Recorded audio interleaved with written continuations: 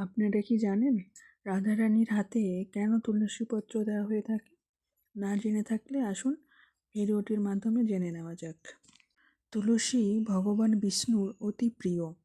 শাস্ত্রে আছে ভগবান শ্রীকৃষ্ণকে অর্পণ করার সর্বোত্তম দান হলো তুলসী পত্র। শ্রীকৃষ্ণকে তুলসী দিলে রাধার প্রিয়তমকে দেওয়া হয়, তাই সেই প্রসাদ বা আশীর্বাদ রাধারানীর হাত দিয়েও গ্রহণ করানো হয়।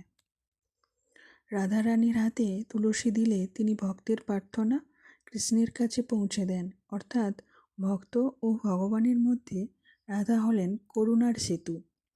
তুলসী হল পবিত্রতা ও ভক্তির প্রতীক। রাধারানীর হাতে তুলসী অর্পণ মানে নিজের ভক্তি রাধার চরণে সমর্পণ করা। তাই মন্দিরে বা পুজোর সময় রাধারানীর হাতে তুলসী পত্র দেওয়া মানে আসলে শ্রীকৃষ্ণকে তুলসী অর্পণ করা, তবে রাধার অনুগ্রহ লাভ করে। সবাই প্রেমসে বলবেন, জয় রাধাকৃষ্ণের জয়, জয় তুলসী দেবীর জয়।